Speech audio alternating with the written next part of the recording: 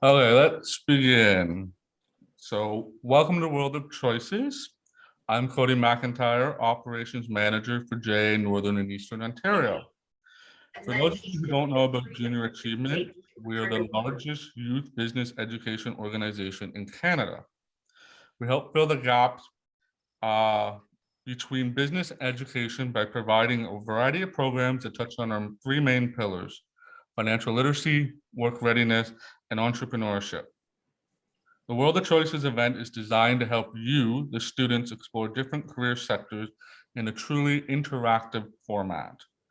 We already know that today's most in-demand jobs did not exist 10 years ago today. Junior Achievement prepares students to succeed in tomorrow's careers, giving you the skills to be able to solve tomorrow's challenges by hearing from today's mentors. Today, you will hear from a variety of career mentors to learn about their own personal career journeys. I will be asking these mentors several questions that will show you the world of choices as they relate to the many careers available to you today and tomorrow. Before we get into the event, we are thrilled to have RBC Foundation as our community partner for this event across Canada. I'm pleased to welcome Carolee Murray from RBC to say a few words. Carolee? Good morning. Thanks, Cody. And as Cody mentioned, I'm Carolee Murray, Community Manager for the Royal Bank here in the Peterborough and Lakefield market. On behalf of RBC and the RBC Foundation, I would like to welcome all of the students, teachers, and employers to today's World of Choices event. Through our Future Launch initiative, RBC is proud to support events like this that help young people learn more about their education and job possibilities after high school. Today is a chance for our students to think about their future. Hopefully, today's conversations will provide you with some new insights and perhaps unlock some new career possibilities. I would like to thank all of the employer volunteers from our community who are here with us today to share their own career journeys. And in closing, RBC is very pleased to be working in partnership with Junior Achievement on this initiative. And I would like to extend a sincere thank you to the team at Junior Achievement for all of the work they have done to bring this event to our community virtually. I hope everyone enjoys today's sessions. Thank you. Thank you, Carolee. So without further ado, I'd like to start the first question with Jennifer Brown from RBC. And Jen, I'm going to ask you to introduce yourself and what a typical day may look like on your job. Good morning, I'm Jen Brown and I work for RBC as a commercial account manager. And my day typically starts with many emails and then setting up client meetings to look at business strategies and how we can help them grow their business. And, answering client inquiries in between and pre-planning for the next week as we go through this week. But typically a day is full of client meetings, pretty much back to back, and some administration in there too. Perfect. Thanks, Jen. Sarah, let's go to you. Who you are, what you do. Good morning. I'm Sarah Evans with Century 21. I'm a real estate agent. I've been doing this for, holy moly, going on 16 years now. And there isn't a day that is the same. Every day is different. But like Jen said, it's starting with emails, it's starting your day, getting organized, making sure that you're caught up on everything that's going on with your business. I am self-employed. I'm an independent contractor. So my hustle is my paycheck. And like I say, it's clients, it's meetings, it's a run and hustle. It's getting organized with houses, tours. And of course, we've had to pivot quite a bit in COVID because lots of things have changed. Open houses and things like that aren't the same anymore. Even doing tours of homes isn't the same anymore. And a lot of it is done virtually. So as much as we're up and running and out and about and seeing people, a lot of it is done online as well. And a part of being an entrepreneur is the need to pivot and adjust for your business. Same as Cody said, even 10 years ago, things have changed so much. And that just being able to change, move, grow, it's a big deal to be an entrepreneur, but it's also very rewarding because you're your own boss and your reward is how much you run and hustle. Thanks, Sarah. Derek? Good morning, folks. My name is Derek Andreoli. I lead our project management organization here at BWXT. Some of you may know it in the community, formerly GE Hitachi, the nuclear arm of the General Electric business in town here. So a typical day here is, I think like Sarah mentioned, there really isn't a typical day for us. Our organization, I describe us as an engineering firm, but within our business, there's a lot of different departments and different skill sets that need to come together. So I mentioned I lead our project management organization. And what that means is our team, we're involved with projects at the administrative level. So there's dozens of engineers executing the work, design work, analysis, programming, coding, so on. But the project managers, what we do is help to plan the work so that we can track it and know when we're on track, performing to plans, when things are going off the rails, and understanding how changes in scope or the work that we're doing need to happen and how they will affect timeline and budgets and so on. So it's quite multifaceted, but very much a supporting aspect of the core product in our case, which is engineering services. Perfect. Thanks, Derek. Tanya?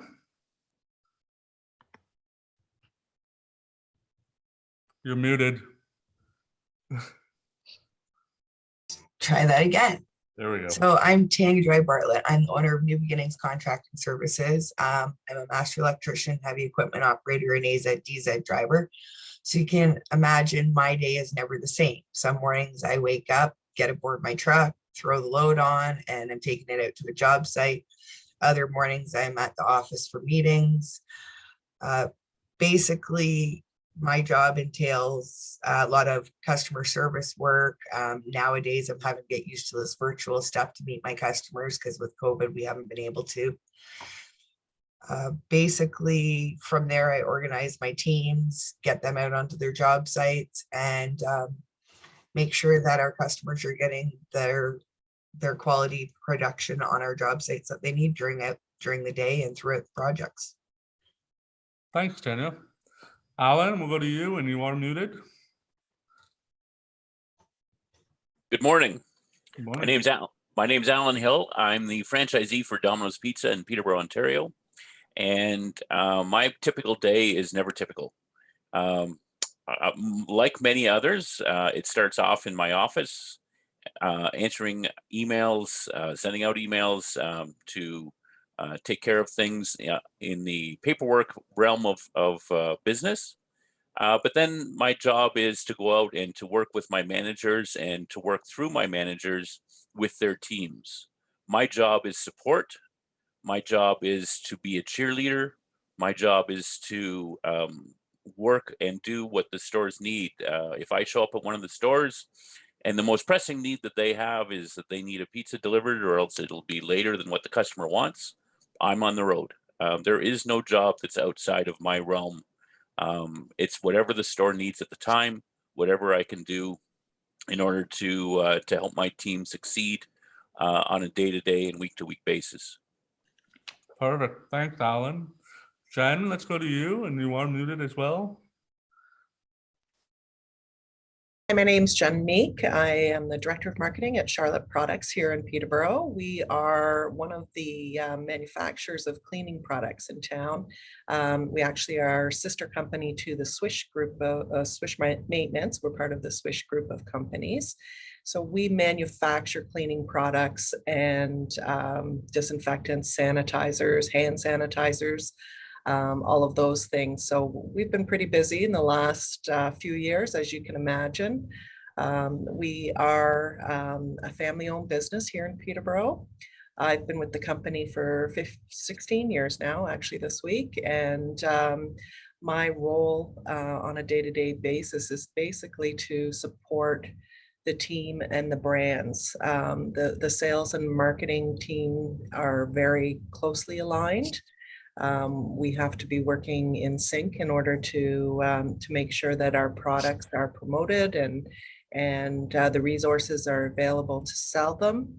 So I coordinate my team to of graphic designers to ensure that we have the materials that our sales team needs and that will support our promotion and advertising throughout North America and overseas as well. So like everybody else, my day is different every day, but for the most part, I'm looking at ways that digitally, of course, that we can train and educate our customers on the product use. Having cleaning products that are great are amazing, but if they're not used properly, then you don't get the outcome potentially that you're expecting. And these days, it's so important to be cleaning and disinfecting properly and not over cleaning and over disinfecting because there are those issues as well. So we do what's right for the customer in terms of education, and we just I also work closely with the production team and the design team, as well as the research and chemists, to develop products so that we can bring to market innovative products to fight things like COVID-19 and those types of things. So it's never really a dull moment. Sometimes I'm in the plant working with the production people, looking at different ways that we can package things so that it's more environmentally friendly and sustainable, more user-friendly. Other times I'm in the lab testing as a guinea pig, all of our research and development products that they're making to see what works and what doesn't work. So in marketing, you're really fortunate to work with everybody, and especially the sales team to get out there and promote the products. So Thanks, Jen. That's some great advice in there. Craig, let's go with you. Yeah, hi everybody. I'm Craig Mortlock. I am the Vice President of Mortlock Construction. We are a Peterborough-based general contracting company that builds largely commercial, industrial, and institutional construction in this area. I've been in the industry probably, well, I'll say my whole life. I mean, my first day on site was on my 16th birthday, working in the field in the summers. And I went through high school that way and post-secondary, and then started my career in the management side of the business 15 years ago. We're a company that's family owned and operated. We've been in business for 76 years now. 1940, no, not 76. Anyway, it's 1947 we started. My typical day is as cliche as everybody else's. It's non-typical. It really depends on what stage of the project we're on, what's coming up. But typically it would look like talking to other project managers, site superintendents, seeing what their day looks like on site, reacting with schedule and budget updates for clients, having client meetings, doing site tours, working our way through problems or future problems, planning. And then from the business side, as business owners, we know that, that ranges from contract negotiations to HR, to PR, to social media, to everything in between. Yeah, there is no one typical day. It does involve a lot of computer time and emails mostly is how construction is managed on the larger scale. But yeah, very, very atypical days, which is great. It is always nice to not know that you're walking into Groundhog Day every single day, and that your role changes and you have to react accordingly, and that keeps it fun and non-repetitive and challenging. Great. Thanks, Greg. Carolee, let's finish it off with you, and then we'll move on to another question. Awesome. Thanks, Cody. I have to be honest, I don't think I have a typical day, but similar to what we've heard here, I start my day by making sure I'm pretty organized. I do spend a fair bit of time, so probably 50 to 70% of my time with my employees. So whether it's coaching leaders, and I guess I should step back and just say as a community manager, I'm responsible for the branches in RBC. So that's the 4 branches in the Peterborough and Lakefield network. So I do have some advisors that report into me, as well as the leaders of those individual branches. So as mentioned, I spend about 50 to 70% of my time with those individuals. So coaching, making sure that we're helping them build their skills to be able to provide the best financial advice and service to all of our clients, and also help to make sure that they're on track to achieve their career goals, which is really important because we want our employees to be successful. On top of that, Cody, similar to what I heard Craig say, with leadership and management comes, HR issues that, you're helping to resolve, client escalations, hiring, all kinds of great things. And then I also get the great opportunity to spend some time out in the community and attend events such as what we're doing here today. Perfect. Thanks, Shirley. Jen, I'm going to go back to you. And this is a question directly from some of the students. Thinking back 5 years ago, did you envision your career being what it is today? Is it Jen Brown or Jen Meek? Let's go Jen Meek, and then I'll work my way down. I forgot there was 2 Jens. 5 years ago, yeah, I did envision my position to be what it is today. It's evolving. It's always changing. The digital aspect of things has become, obviously really important and really out there. So things are always changing, and things that somebody might have learned in school for marketing 20 years ago are not applicable anymore. So you're always evolving and always retraining and relearning and looking at new ways of doing things. And you really, as a person, I have had a lot of passion and drive to improve my own knowledge and my own understanding of what works and what's out there, because those things are not generally brought to you by your employer. For the most part, you need to explore those and be passionate about wanting to look at what's how things are changing and how you can do things differently and improve. So things are, I expect every 5 years for sure, my job and the way we do things to be very different. Perfect. Alan, I'm going to ask you the same question. So I'm gonna answer this in 2 ways. One, 5 years ago, could I envision my role as it is today? And that is yes. One of the things that I tend to do is look down the road and make decisions in order to see what I want my life to be like 5 years from now. Now, if you go back 10 years ago, there's no way I would have thought that Domino's Pizza would have been as technology based as what it is today. And I say this in many situations, Domino's Pizza is now a technology company that happens to sell pizza. We rely so much on technology that we are constantly coming up with new tech in order to reach more customer base, to serve our customers better, and to provide a better life experience and work experience for our team. So if you say 10 years ago, no, not in a million years would I think where we were. 5 years ago, I'm exactly where I want to be. Okay, thanks, Alan. Tanya?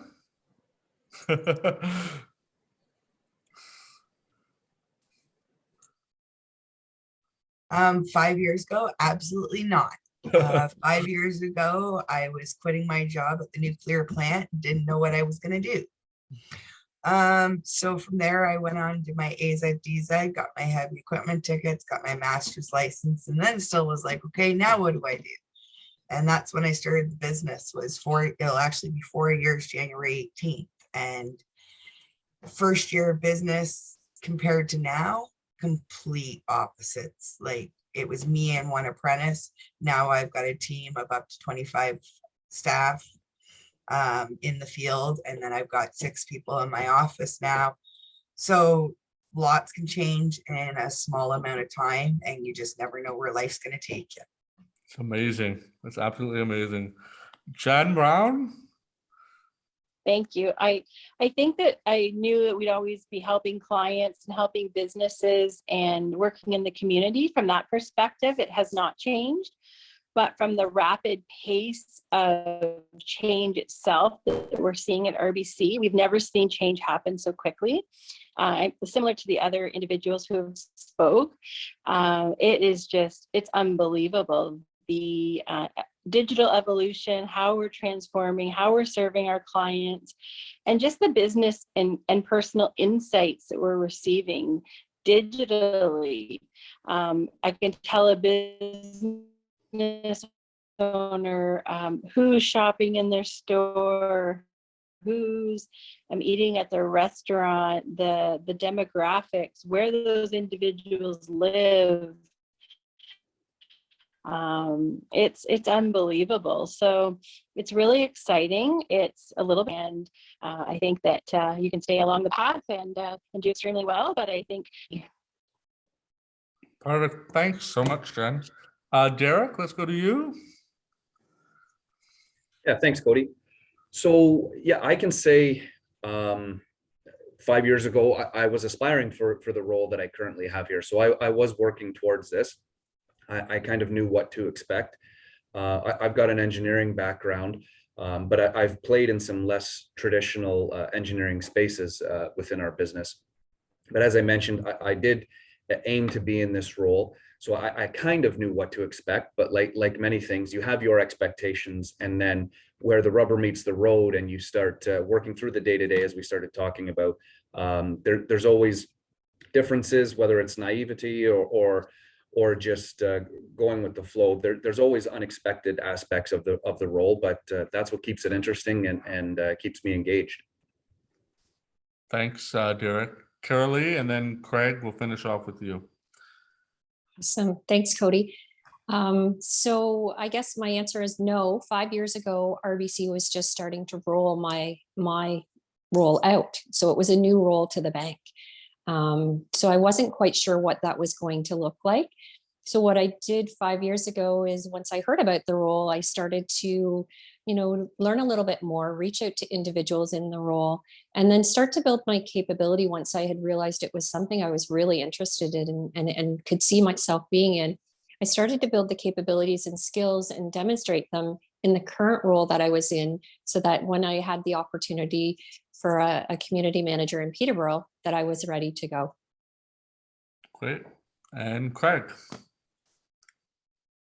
Yeah, so I mean, I can say my role is different today than it was a week ago. And I can simply say that is largely right now due to the global pandemic and being an employer in this period of time, and the role and responsibility that we have in ensuring the safety of our workers. So we are reacting to that as quickly as school boards and everybody else is around the world, and as quickly as your parents seem to be changing paths with the pandemic. We are as employers as well, and we're reacting to keep our employees safe. Take that aside, I would also say 5 years ago, my role is just completely different. We have undergone continual development in technologies, utilizing new softwares, always looking to grow our skill sets and grow it technologically. We've constantly changed with the evolution of new requirements. We've changed our culture. We're always looking to improve. So I would say, as a business owner, it's just a constant evolution. As an employer, it's a constant evolution from day to day, from week to week, from month to month, and year to year. Yeah, 6 years ago, I bought into the business, and I bought a business that was far different than the business I own right now. So yeah, it changes very quickly, and it's exciting in that way, and also sometimes challenging, but those challenges can be very rewarding as well. Exactly. Let's go into education now, and we're going to talk about education that may be required to get in your field or your job. So I'm going to start it with Alan. Let's start it with you, and this is an interesting one, I'm sure. Yeah. I'm not sure why you started with me, but I have an idea. So again, I'm going to answer in two different ways. One is there's education and there's experience. In terms of education, I'm a high school dropout. And that I say that, and I know that there are probably many teachers right now that are cringing because that's not something that is seen as being a beneficial move. But I as I look at my role, and I've been doing this now for over 30 years, I have just enough success or just enough education that doesn't get in the way of my success. I'll never be a brain surgeon, but that's okay. I wasn't planning on being one. Now, another way of looking at education is experience. And one of the things that Domino's Pizza has been great at over the years, and again, I go back 30 years, when I started 30 years ago, I didn't know pizza from a hole in the ground. I knew how to eat it, but I didn't know anything about Domino's Pizza. And one of the great things about Domino's Pizza was that they took someone who knew nothing and they taught them everything about the business in the job setting. And so anything that I know, I learned from the company that I'm with. And so the success that I've had has as much to do with all of my fellow franchisees, all of my contemporaries in Domino's Pizza of Canada and around the world. And I learn every single day something new. And most times it's from my fellow franchisees, and it's experience is education. Thanks, Alan. Tanya? Well, depends what job you're looking at. To be an electrician, you need your grade 12 with your maths up to grade 12, your Englishes and your sciences. That pretty much applies for any construction trade you want to get into. If you have those qualifications, you can pretty much apply for any apprenticeship out there. To start the business, it was basically just, I wanted to do this. This is something I needed to do. So education was more life experience in the job roles that I played in the past and what I wanted to do with my future and how I was going to get there. So for me, it's always lifelong learning. Perfect. Carolee? Thanks, Cody. So my role as a community manager, similar to Alan, it's a mix of education and experience. So certainly, you know, a diploma, a business diploma, a business degree at university would be helpful. It's not the final decision maker. Being in the financial industry, there are different accreditations that you require. In my role, you know, there's a branch compliance officer to be able to manage through mutual funds, your investment funds in Canada. Personal financial planning designation would assist as well. So a fair bit of education, but again, along with it comes experience, because you need to lead people, you need to impact and influence. You need to have the skills to deal with clients as well. And a lot of that you get as you go through different roles and different experiences, both working and in life, and by participating in the community to be able to set you up for a role like this. Thanks, Carolee. Derek, you got some interesting roles there at BWXT. Yeah, thanks, Cody. So as I mentioned, I've got a degree in engineering. I went into school thinking I wanted to work in the automotive field, but things have changed quite a bit for me. In our current industry now, working with dozens or hundreds of engineers, yeah, naturally there's a lot of engineering degrees with it, but there's also a much broader or diversity of education that comes to play. And I think what everybody's hitting the nail on the head here is education is just one piece of it. Experience is really something that there is no substitute for. I like to think of education as kind of the key to opening the door. It unlocks some opportunities for you. But I think most people on this call know that education is not a guarantee that somebody's going to perform well at their job or be successful or anything like that. It does come down to that experience and that ability to work with folks. On my team in the project management office, I do have some other engineers and professional engineers with us, but we also have folks with degrees in science or business, folks with college diplomas from accredited project management institutions and so on.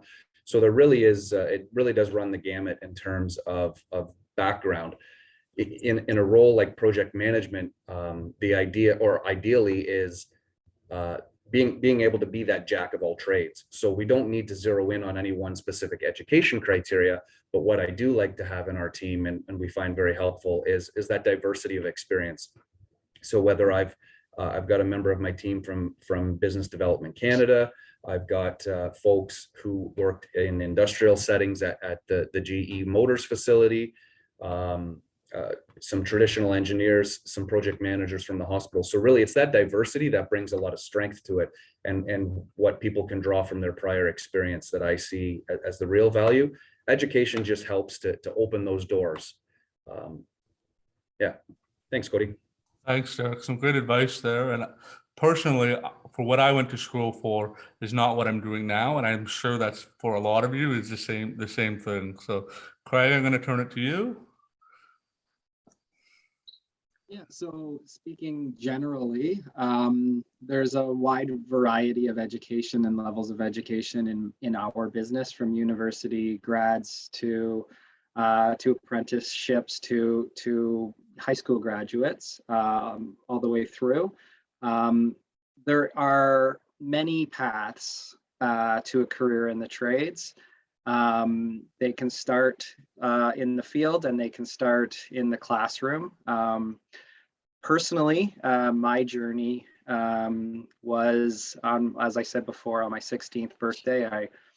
I was a son of the business owner, and I started my role working my way as a laborer in the field, and then I went on to post-secondary education, where I learned a great basic knowledge of many things, including engineering, project management, field testing, a whole range, drafting, and all of those. And but I'd say the biggest component to all that was just the basic knowledge that I gained probably just while working in experiencing what construction is, and being on a job site and learning that, so that I can understand it and that I have the basic knowledge of it. The education is a really important piece to opening the door, to giving you that base level of knowledge. But if you are not expanding upon that base level of knowledge, you are not progressing your career after that. And I think that's probably what everybody here would agree is it gets you through the door, but it takes much more than that, including continued education, other programs as well. So there's no real right answer for the trades. It's really the path that you choose is the path that you'll be on, but it's about effort level and fire and passion for what you do, and the want to progress yourself and learn and continue to develop. Thanks, Craig. Jen Meek, we'll go to you, and then Jennifer Brown will finish off with you, okay? Thanks, Cody. So as a director of marketing, I actually evolved into this position over the last 16 years. I didn't start as the director of marketing. And what I went to school for was I thought I wanted to be a French teacher. I actually learned a lot in university, but I didn't like what I was studying. But instead of then pivoting to something different, I decided to go into the workforce, utilize the skills that I learned from my degree, and it determined where I wanted to be, because where you think you want to be when you're your age in high school and where you actually end up being are sometimes two different things. And whatever it is you choose you want to do, you have to enjoy it, and you have to be interested in it, because that's what's going to drive you to be better at every day. As far as our culture here at Charlotte, similar to Craig, we have a various levels of education. We have people in the plant that have high school. Some have college degrees, university degrees. We have chemists that have PhDs and masters. We have people with business degrees, and some people, our VP of sales, for example, for North America, started as a truck driver with our company 40 years ago. So education is very important, but experience is a form of education, as people have said. And you learn more doing your job, and having the passion and the desire to learn is probably the biggest thing that we look for in the culture of the people that we hire here. I hired a graphic designer who had no formal training of graphic design, and she was up against somebody who was actually teaching at a college. She was teaching the graphic design. So she not only had the accreditation herself, but she was teaching it. And I chose the person that didn't have the formal training because I could see her passion and her desire and her ability to learn. She had the basics, she had everything I needed, but didn't have the formal training. And I'm not saying that education isn't important. Education is very important. It teaches you to think a different way, and different, gives you a bit of confidence as well to have something behind you. But at the same time, don't underestimate what experience can give you, because I never imagined I'd be a director of marketing without a marketing degree. And I am, and I actually am proud of the job that I do when I look at other directors of marketing, and I think, wow, that's something to be proud of. So, give yourself the time to learn, and always have passion and desire. Thanks, Jen. Great advice again in there. And Jen, we'll go to you now. Wow, some phenomenal answers, and I could echo every one of them. There's a fantastic perspective. So I personally have a degree, diploma from a local college, and something I've always been a little bit self-conscious of, because it wasn't in the business field. It was in the tourism industry. And I have since, worked with the bank for many, many years, and completed a lot of continuous education through RBC, phenomenal organization to offer courses and to upgrade our skills and our acumen. So it's an amazing opportunity that I've taken advantage of all the way through my 24-year career. And so our learning is always ongoing, but again, just to echo what everyone's saying, experience and work ethic, superior customer service. While working at 2-for-1 Pizza for 2 years, when I was going through high school, like some of the key components of what I do really well in my job now, I learned in roles in customer service, serving pizza. So I can't stress enough passion, work ethic, don't discount experience. Thanks, Jen. Alan, I want to touch on what you've started, and then all of you have kind of touched on a little bit, is how can a student gain experience before getting a job? A lot of the time in order to get a job, you need experience, but in order to get experience, you need a job. So I'm going to start with Craig on this one. Yeah, so there are entry-level positions in construction. There's also a lot of supportive programs out there right now. So something like Fleming College, if we look locally, they're offering programs that are free for individuals to sign up that give them 4 weeks, I think, of training to enter the field. They give them the health and safety training, which from an employer standpoint, that's always our biggest concern when bringing on new workers, is the risk that they bring. So they have to be educated in how to work safely on a construction site.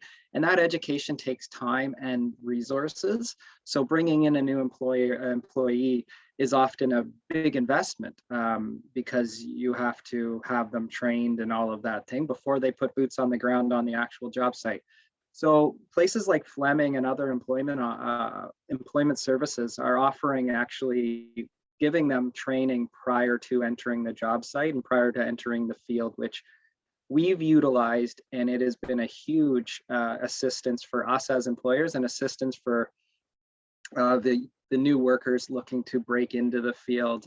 It is a huge leg up on other people applying that may not have that training, because like I said, it's thousands of dollars worth of training to put an employee for day one on the ground. And that's if they decide that that's something for them, right? So it's there's lots of programs out there that can help get you jump started into a career in the trades. And I encourage people interested to look at what those opportunities are, because there's a big shift, and JA is right at the front of that with promoting what it looks like to be in the trades and indicating that there is a huge gap. It's called the skills gap, and there is a huge gap of where we need people and there aren't enough people, particularly trained individuals. So if you can find a way to get that early training that allows you to get on the ground and gain that experience that we talk about, that's a huge start for you and for the employer as well. Thanks, Craig. Derek, I'm gonna go to you. Thanks, Cody. So yeah, naturally in our industry, nuclear engineering, it's quite specific, and we do work and require a lot of that higher education. So naturally through university programs and college programs, both co-op opportunities and internships are a great way to get your foot in the door while you're going through fulfilling those educational requirements. The schools can often have programs tailored to help get your foot in the door at a more introductory level. That type of experience always looks great on applications, and is one way to get your foot in the door in that very specific niche that we represent here. The other thing that I would say though is I think Jen hit the nail on the head with her, leveraging her experience as an employee of 2-for-1 Pizza, but being able to take from that and market that in her role at RBC as a customer service. So there's a lot to be said for what wouldn't be a traditional career path, but being able to leverage the experience you gain from other opportunities into the new one. Myself, I started off summer jobs. I think, I do remember working at Walmart, which wasn't the most fun, but a lot of people know that business. I worked with a family business as well. My dad had a used car dealership. So a lot of experience working off, it's sometimes less important what you're doing specifically and more the fact that you're working and that you're reliable and that you have that ethic. I think a lot of folks have talked about, and then from that, building that up and bolstering it, whether it's with education or specific experience.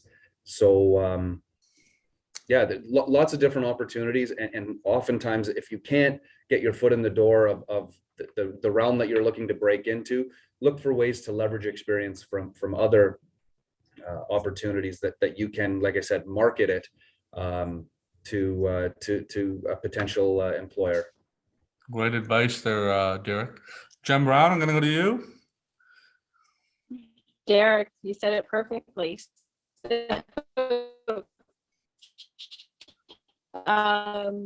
Similar at RBC, like if you're trying to get to work at RBC through high school would be a great opportunity, or co-oping through post-secondary education.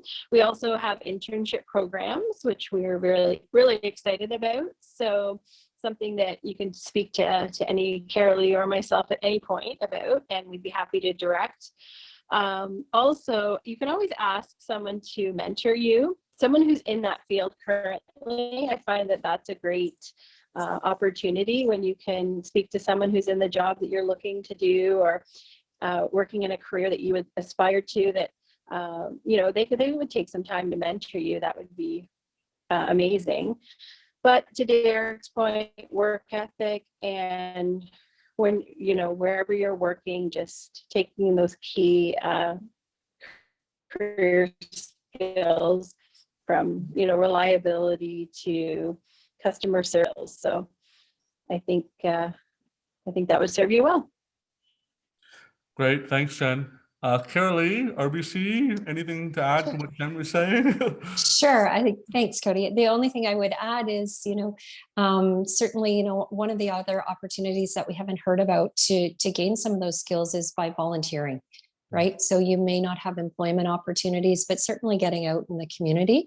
And certainly, at RBC, we're looking to see that you have the ability to learn and then can demonstrate some of those behaviors and take initiative. So volunteering is a great source as well.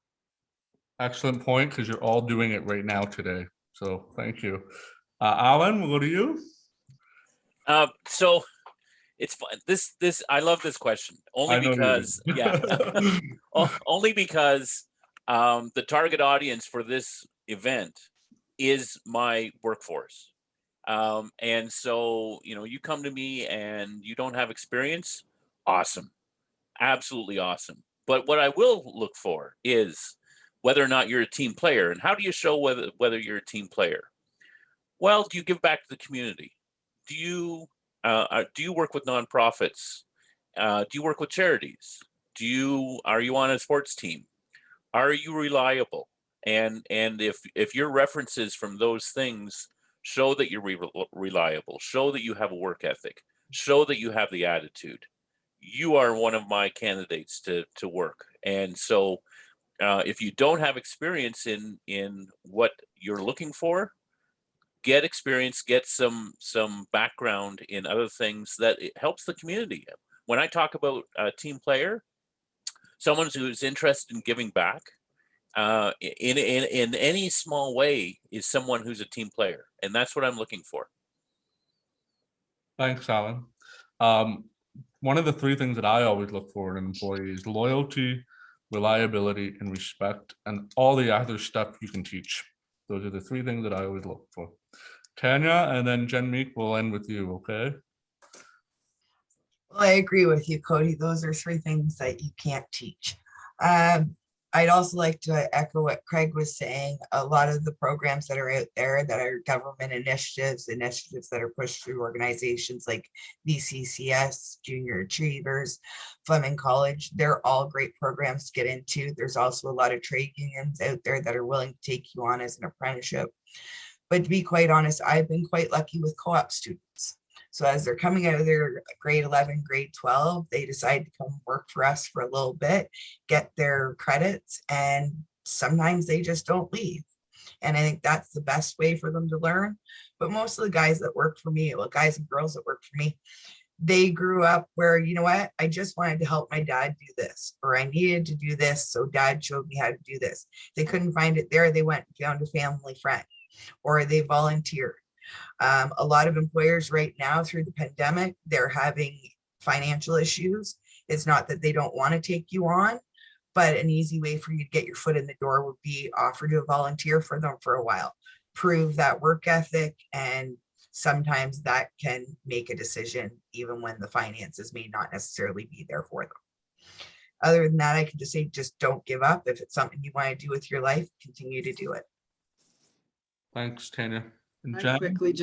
I quickly just jump in something? I have an actual success story from a co-op that Tanya brought up. We had a co-op student from Crestwood come on to us onto our business when she was just 16 years old, and she's now a junior project coordinator, having completed post-secondary in the construction industry for project management. And yeah, so I just thought we could share. I have a tangible success story of a young woman who started with us as a high school student and is now progressing her career into the construction industry. So sorry to interrupt, but I thought that was kind of a neat success story. That's amazing. And co-op is an opportunity for you to test whether you really want to go in that field or not. So great. Thanks, Craig. And Jen, finish off with you. That's really cool, Cody. And we've experienced similar. I think every single intern I've had from college or university, we've ended up hiring. And we can see their work ethic and their reliability, all those things through that internship and co-op students as well. We've had many from high school, and it's a great way for them to see how a company is made up. There's, they may have been hired to do work in one area, but they end up visiting all of the departments, and seeing different ways of how the company comes together. So those are great opportunities. One of the things that we do in the plant is we do a lot of we work through temp agencies, and I know a lot of people don't necessarily want to work for a temp agency because they get bounced around, but I can tell you some of the best employees that we have come through a temp agency and prove themselves through their opportunity in placement with the temp agency. And it is a great way for a company to see somebody's work ethic and, the person that they are, their integrity, all of those things. There's no better feeling, and I just witnessed it last week, than somebody's telling one of the temp people that they now were going to be hired full-time. And it's such a great feeling because we're able to do that aligned with this temp agency to get the talent that works and fits well with our team and our culture. So and volunteering, absolutely a great idea. The networking that you can get from volunteering as well in this community is unbelievable. Just understanding who is in different workplaces and things like that, and just volunteering, it says a lot about your personality and your integrity as well. So Great advice there, Jen. Thank you. This next question is from a local class, and I'm going to throw it out to Tanya first, and it has to do with trades. So what careers in trades are most in demand? And if you can talk about the compensation or pay related to it. I'd say every trade's in demand right now. There's such a skills shortage. Basically, your starting rate is usually, if you're an electrical apprentice, for example, your starting rate's probably about $16 an hour, right? But that's based on working a 9,000 hour apprenticeship that's split down into different groups. So you go up 10% every certain many hours, right? So it's roughly about, for the average student, it'd be about every 1,700 hours. The skills for the guys that I have, so I have everybody from carpenters to electricians to plumbers to HVAC guys, and they could be making anywhere from the $18 an hour range to the $40 an hour range. Then there's the supervisory roles. Sometimes those could be higher. So there's a wide variety of wages out there. Look at the employers that you're going to go to apply for. Wages aren't necessarily everything. Just because you're getting that top dollar, you may be missing out on working for the best employers out there. You may be working for an employer that's giving you extra money and instead of giving you benefits. Yeah. So take your time, do your research on your employers, look at the whole picture, and don't just base your decisions based on money, because money is not going to buy you happiness in your career or in life for that matter. Good advice there. Craig, I know you like this question and are eager to jump in, so I'll go to you. Yeah, Tanya nailed it. First off, life balance, what you love, what you're passionate about, that has value. Personally, as an employer, we look at life balance as a major contributor to why we have employees that have been with us for 30 plus years, and employees that currently have no intentions of leaving. Wages really, the opportunity to earn in this industry, the demand for tradespeople is massive. To pick one, I couldn't be. I think Tanya nailed it. I think almost overall, it's just a general need for trades people, and there's 140. countless. hundreds, yeah, over 100 trades industries out there, and I think all of them are in demand right now. I would suggest that if you think about trades, you think about the like to work with your hands, to see tangible evidence of your work when you're done with it. I think those are all, traits. On the earning potential, literally the sky is the limit. You can start out at, as Tanya indicated, in apprenticeships and at lower end. The thing to remember though is that as you work your way through apprenticeships, you are being paid during your education, and I think that's a big distinguishing factor between this and other traditional paths to careers, where you leave post-secondary education with a debt or maybe breaking even if you're a very lucky person, but somebody's paying for that education. In the trades, you're paid to be educated, and then a work ethic and a commitment to your company and a want to learn and a want to progress makes a career in the trades have endless possibilities, from owning your own business to being a high-end site superintendent, to being a carpenter, to being a licensed tradesperson in any fashion, if that's where your end goal is. All of those opportunities are open, and all of them have great earning potentials associated with them. I could probably blab on longer, but I think that's that pretty well sums it up. Thanks, Craig. Derek, we'll go to you. Okay, so in our industry, yeah, we're seeing that need and demand in the trades. Obviously, a little more focused for us, more in the metalworking area, millwrights, machinists, pipe fitters, welders, just to name a few that come to my mind. And we have them certainly here at our Peterborough facility, working at some of the nuclear stations. Also, our Canadian headquarters is in Cambridge, not too far down the 401 there, where we do have hundreds of tradespeople working to support the nuclear industry here in Canada. As for wages and so on, I can't speak to that too much, only because I'm not aware, but folks like Tanya and Craig sounds like have a lot more experience in that realm. So I'll defer to their judgment there. Thanks, Derek. Carolee, I'm going to go to you. I'm sure you see lots of tradespeople come through your financial institution. Maybe there's anything you can add? Thanks, Cody. So similar to, I think it was Craig's comments, there's definitely a need in the trades.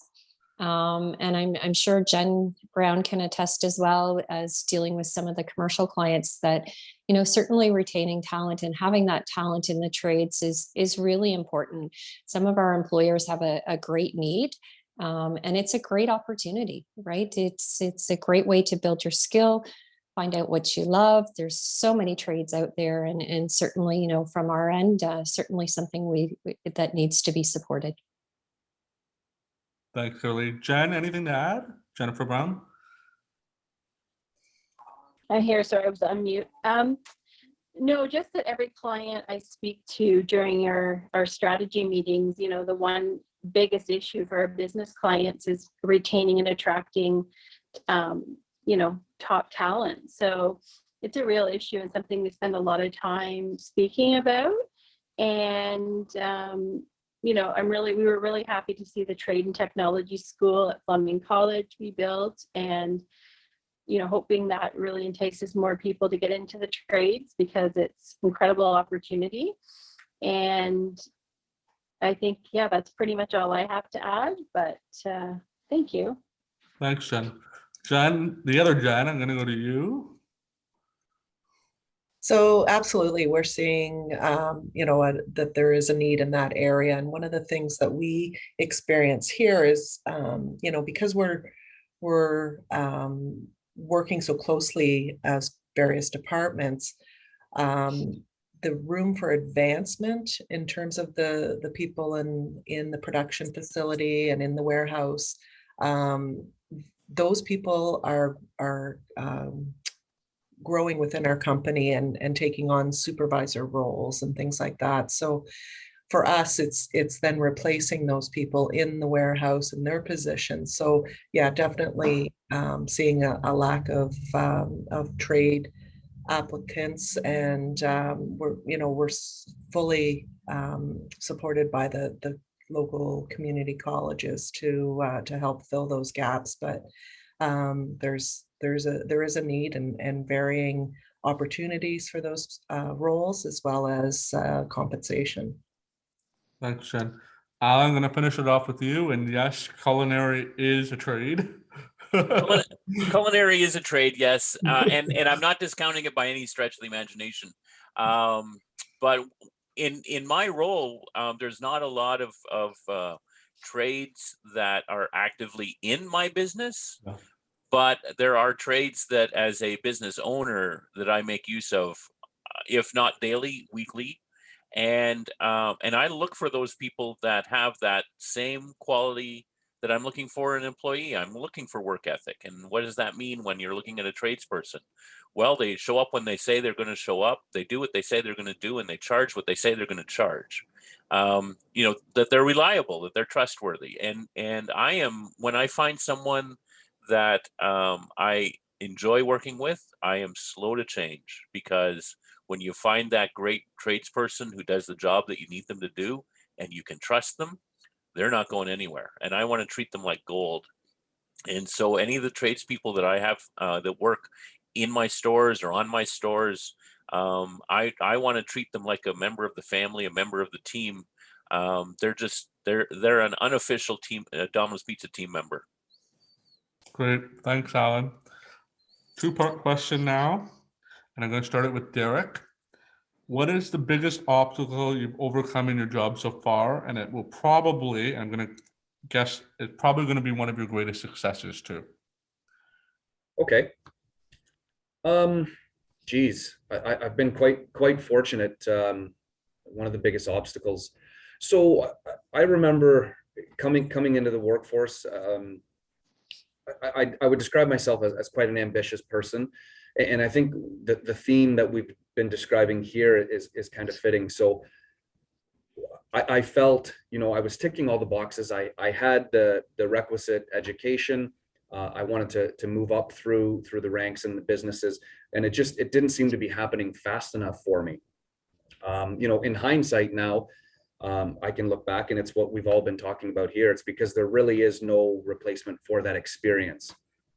So I wouldn't pin it down to one particular challenge, but that realization in your career, whether you're an ambitious, energetic person, I don't want people to get down about themselves if they're not seeing that progression as quickly as they would like or as they would hope, but to keep working through it and to keep building that skill set, whether it's through continuing education or building that experience and that time that it takes to face not just the big issues, but the daily struggles, the little things throughout the day. When the IT network goes down and we're all working remotely, helping to solve those kind of mundane issues, there's a lot of experience to gain from that. So that was the realization for me. I bounced around trying different roles and different companies, really, to try and push myself in advance. And it wasn't until I've been with BWXT for the past 8 years now. And so here I was able to move through roles and elevate myself through the company. So perhaps in hindsight, I look back and say, maybe jumping from company to company, trying to chase that promotion wasn't the most effective approach. Kind of taking a deep breath, pausing, and again, like we've been saying, proving yourself within the organization can really go a long way to help achieve that success and work through those challenges. Sorry, Cody, kind of a different spin on the question. I don't want to bore people with details of major project headaches, but a little more general and thematic to what we've been talking about. It's good, Derek, and sometimes those life experiences are what the kids take out of it most. So thank you. Great. Craig? And I'll repeat the question if you need me to. What is the biggest obstacle you've overcome, and what has been one of your successes?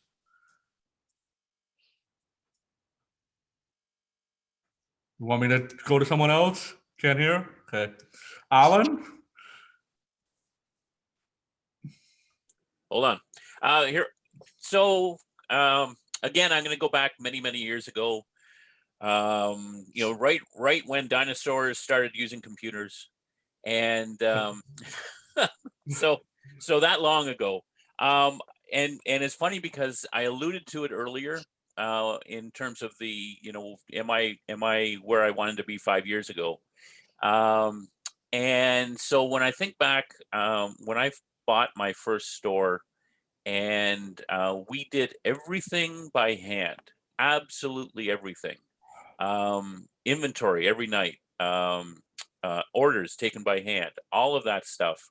And it was right in that time period, and we're talking a quarter of a century ago, that I put computers into my one store at that time. And I told my people, because I learned from other franchisees. I told my people, for the first month, you're going to want to toss these computers out the window, because you're going to think that they're more work than they're worth. And then the second month, you're going to go, hey, this is okay. And the third month, you're going to go, what did we ever do without them? Mhm. And that's exactly the way that it happened. And that was my first store in Toronto. When I bought the stores in Peterborough and Kingston, I announced as soon as I bought them that we were going to go to computers or be computer based, and told them the exact same thing, and the exact same thing happened. 25 years later, and we are now, and as I said earlier, we are now a technology company that happens to sell pizza. If I had fought development, if I had been one of those old dog, new tricks, classic scenarios where I just wasn't going to learn, I wasn't going to look towards the future, we would have been left behind. And quite frankly, I doubt I would have been a franchisee anymore. Part of being in any business, part of being in any role, is being willing to learn and to grow and to develop skills and an attitude that whatever comes down the road, I'm going to be ready for. And I would say that's probably my best example, getting past that. And Domino's Pizza has shown that the computer age is one, or the digital age is one, that if you embrace it, you're going to do well. And if you don't, you're going to be left in the dust. I love that story, Alan. Thank you. Jen Brown? The question was, what is the biggest obstacle you've overcome in your job so far? I think I'd have to say it was an opportunity for career growth in another department within the bank. And it was just taking an extremely long period of time to, whether it was be a successful candidate or be acknowledged as maybe the right person for the job. So, enter self-doubt and feeling a little deflated. And what I did was I really spoke up and started advocating for myself and articulating what I wanted to do and what my desire was within the company to my managers. And I think it's important that you really make sure people are aware of what you want to do and where you want to go with your career growth. Also, asking for help is not a weakness, something that I always sort of thought, do everything on my own, never ask for help. It's, it'll show weakness if you do, but that's actually completely the opposite when you do reach out and ask for help, and especially around career development. It certainly, things started to change for me. And I also asked a to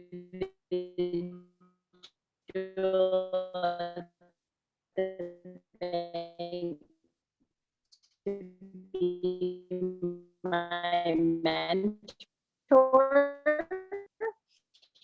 and things again changed rapidly, and I saw a huge progression. So there are great resources out there. Don't be afraid to ask for help. It can make a huge difference.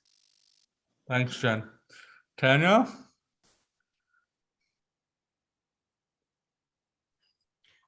Well, for me, I guess my biggest obstacle in my career has always been my size. I'm not very big, and they expect construction workers and electricians to be a little bit bigger. So it started right with my interview, right? Oh, well, are you sure you can do this job? Well, I put on 4 sweaters, went to my interview and got through my interview anyways. When I got out into the job site, it was the same thing. It was either my self-doubt or the self-doubt of the people that I was working with going, ugh, is she going to get hurt on these job sites? And I just learned how to adapt and make it so that I could go out and do the exact same jobs as other people. I just found different ways of doing it. So that's probably one of my biggest successes, learning how to be very adaptable, because in your career and in the trades, you have to be. Just because you have a well laid out plan in the morning, by the afternoon or even 10 minutes later, that well laid out plan may be gone by the wayside and you may have to adapt to the next situation.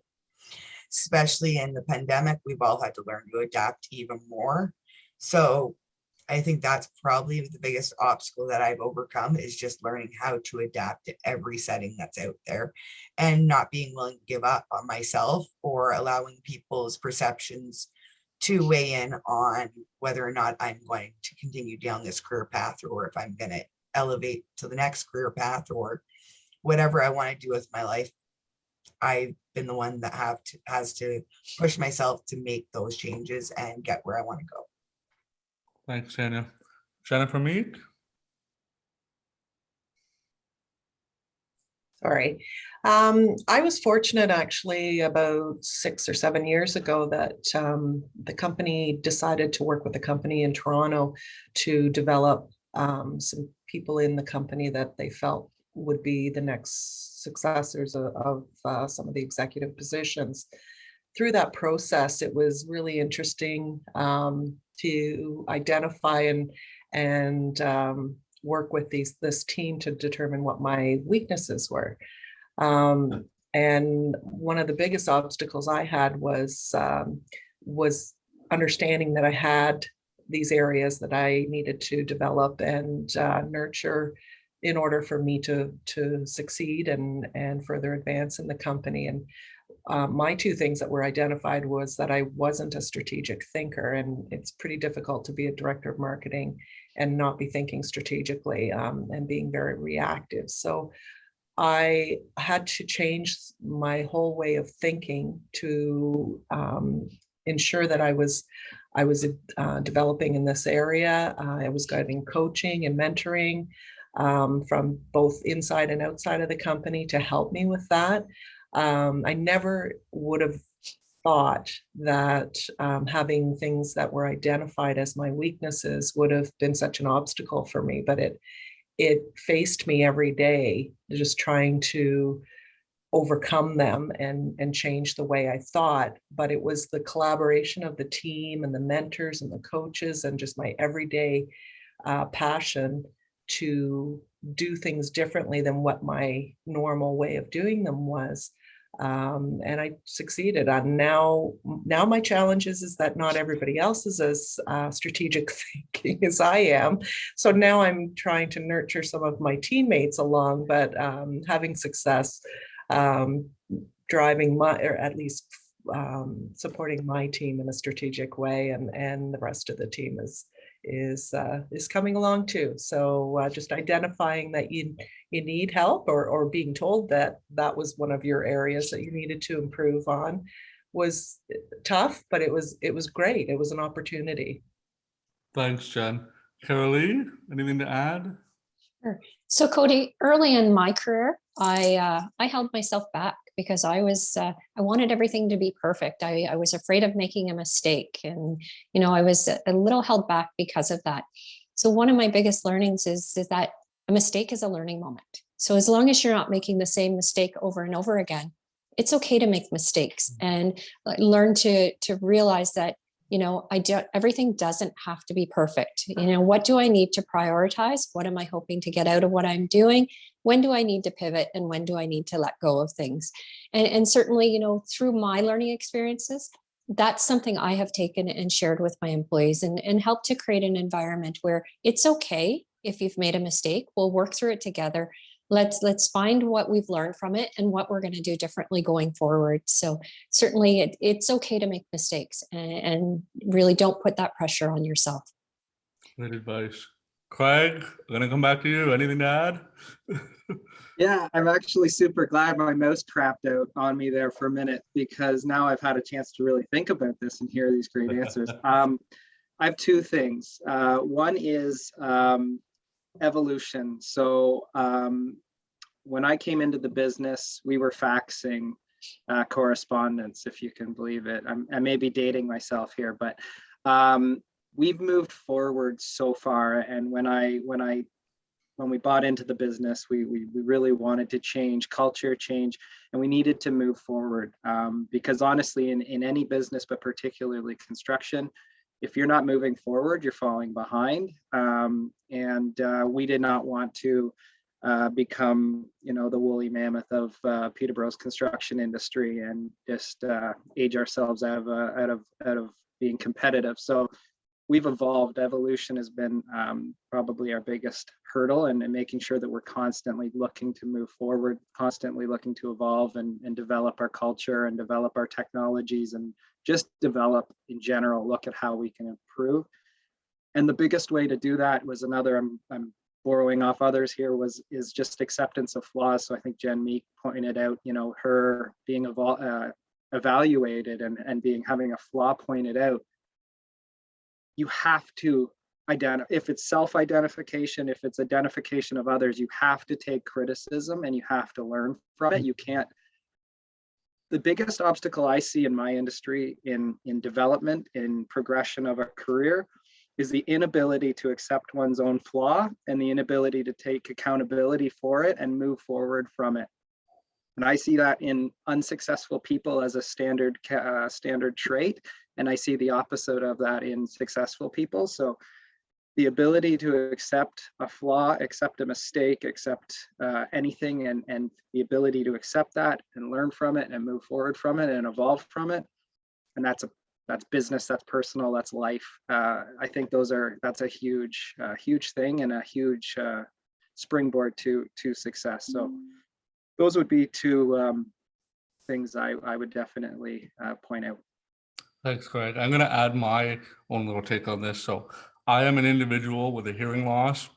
I wear hearing aids in both ears, and that's always been something that I've struggled with, and whether or not to disclose that to an employee.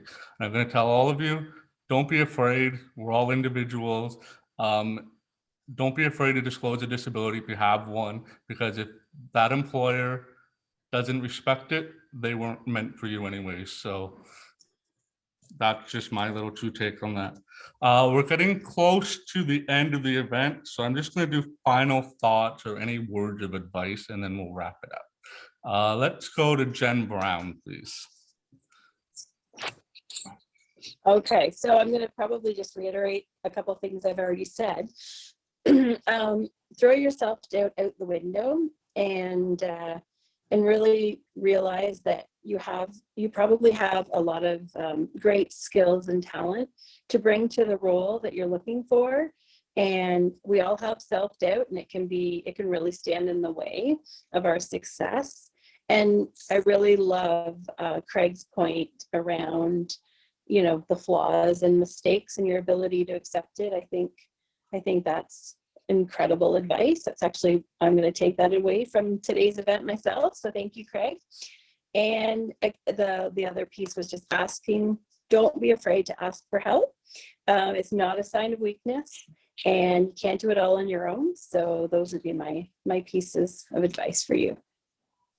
Thanks, Jen. I'm going to go to the other Jen now. I think too, somebody mentioned it earlier, just ask for help. Ask for anything that you want to know. There's no stupid questions. Everybody's asked every question you're thinking already, and learning from your mistakes as well are going to they're going to help you in your journey to whatever you decide you want to do. But don't be held back by a lack of self-confidence because you don't want to ask something, or you've made a mistake. Grow from it and learn from it, and you'll be so much stronger each day. Thanks, Jen. Derek, any final thoughts or advice you'd like to offer? Thanks, Cody. Yeah, again, we've touched on a lot of this during this call, and it's been great to hear it, and it's self-affirming, the things that I'm thinking a lot of these other professionals are as well. But one of the final thoughts that I did want to mention, we talked a lot about the trades and the demands in the trades. You know, that's been the case certainly for the last 20 years. But more recently, I think too, especially in light of the pandemic, we're also seeing a shortage of just general workforce, whether it's at the entry level or at the very academic or educational based level. Like in my industry, we can't hire enough engineers right now, nuclear in particular in our province. Both Darlington and Bruce Power are going through major refurbishments, tearing them down and rebuilding them to operate safely for the next 30, 40 years. So there's this huge influx of work, and you know, whether it's the trades that help us to execute this work and get it built at stations, we also need it, whether it's financial accounting behind the scenes, or the engineering analysis and design work that goes into it. We need the workforce. So what I said off the top, you know, I look at education as opening doors for us and giving us more and more opportunities. So I want students to take that away and realize that, you know, maybe you don't want to be a traditional design engineer, but an engineering degree may still be something that can open up lots of other doors for you and give you options later on in life. And the same can be said about many different degrees or programs and diplomas, that they can open up doors. It doesn't necessarily have to mean you're committed to project management if you go to Fleming for that program, but it may open the door and give you the opportunities to try things out. You know, we've talked about, don't be afraid to make those mistakes, and likewise in your career, you may start off doing something. I think Tanya is a great example, who she pivoted quite a bit, and it now sounds like an awesome success story. So keep your options open, be real with what you want, ask for that help, and come up with a plan. Talk to folks in the industry, talk to your peers, do what you can to come up with a plan and understand, you know, what are the requisites that I need to get. Go get them as creatively and with as much ethic and ambition as you can to really prove yourself out there. And really, the sky's the limit. So thanks very much, Cody. Thanks, Derek. Some good advice there as always. Carolee? Great. Thanks, Cody. So what I would say to the high school students is, over the next couple of years, depending what grade you're in, you know, you're trying to make a lot of decisions about what's next. And, you know, that can feel like you're making decisions for the rest of your life. And, you know, to realize that that's not necessarily the case, right? Mm-hmm. So you may make that decision, similar to what Derek said, to take a degree or take a diploma or a course in something, and find it's not where you want to go. And that's okay, because your career can pivot, you know, it can go up, it can go down, but you do spend a lot of time at work. So you want to find something that you enjoy, provides you with the right balance, and certainly makes you happy. So it's okay to make changes, and what you're deciding now isn't necessarily going to be what will happen in the future. Great advice, Carolee. Thanks. Tanya? I guess the best thing I could say here is your only limitation is yourself when it goes to your career path. If you go down one path and that's not working, it can branch you out to 100 different other ones, or maybe you want to start over from scratch. Don't be afraid to pursue any career that you want and do what you need to get there, whether it's reaching out to an employer like myself to find out how you volunteer, whether it's reaching out to anybody in this group to build that network to find out how to get where you want to go in life. The only limitation you have is yourself. You can do whatever you put your mind to it, and don't let anybody stand in your way. Thanks, Tanya. Craig? Yeah, everybody said it really well. I would just say that if anybody, you know, if you're thinking about a career in the trades, if we're looking at the trades, don't be dissuaded by the opinions of others or whatever. Do your research, figure out if that's something that you're passionate about, and pursue it regardless of what obstacles maybe put in front of you. Do it for yourself and not others. And yeah, just work hard, and this, the limits are endless, really, and the possibilities are endless. Right, I'm going to steal a little bit of what you said at the last event was don't listen to your parents. Your parents don't know you as much as you know yourself, right? So I just wanted to. Yeah, well, I mean, we are seeing that a lot of trades, people interested, the youth interested in the trades are having parents tell them what they should be doing, and it's not always the trades necessarily. So, yeah, it was kind of blunt and That whatnot, always but stuck with me when you said that. you may not want to listen to your parents if they're not giving you good advice in what career path you want to take. Thanks, Craig. And Alan? Thanks, Cody. Yeah, a few final thoughts. I wanted to touch on what Carol Lee said about making mistakes. One of the things that I do when I interview people is I let them know that I expect that they're going to make mistakes if they work with me. And as long as they're making mistakes and learning, that's a positive thing. If they're making the same mistake over and over and over again, as long as they keep trying, I'm going to keep trying. And so mistakes are not bad. It's a learning experience. I'm also going to say to dream big, and probably the most cliche, but probably the best example is Walt Disney. And when he first drew Mickey Mouse, and Mickey Mouse first came out, Mickey actually looked different than what he does now.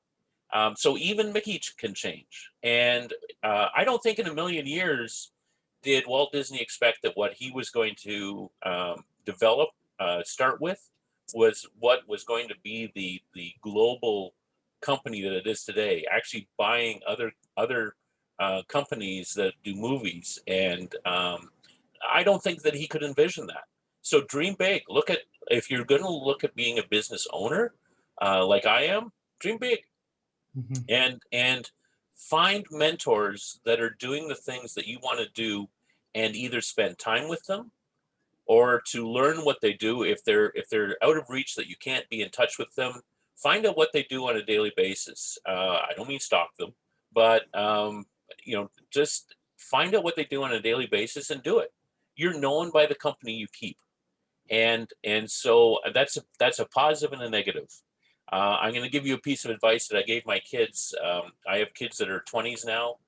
When they first started going out on their own, going to the movies and going out for meals without me being there, one of the first things I did with them is I sat them down and said, there's such a thing as guilt by association. If you're at the movies and your friends are throwing popcorn at the people in front of you, even if you're not doing it, you did it. Yeah.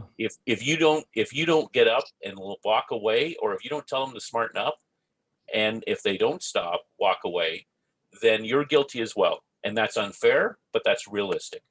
And it also happens the other way around.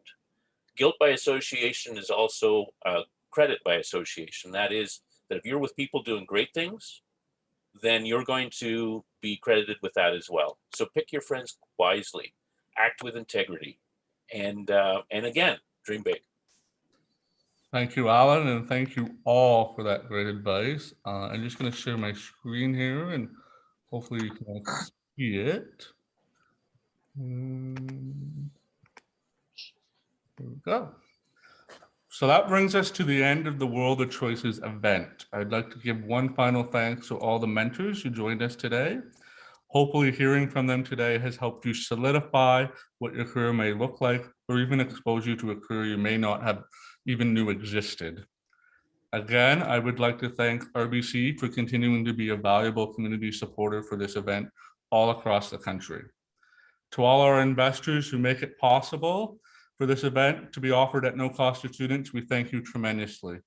They include Charlotte Products, DNS Real Estate Limited, Sarah Evans, Century 21 United Realty, Mortlock Construction, the City of Peterborough, Flying Colors, Trade Tech Industries, Drain Bros, New Beginning Contracted Services, JJ Stewart Motors, Let Architects, and finally Walmart Foundation. Lastly, thank you for participating in today's event. I hope you all have an amazing rest of your day. Thank you.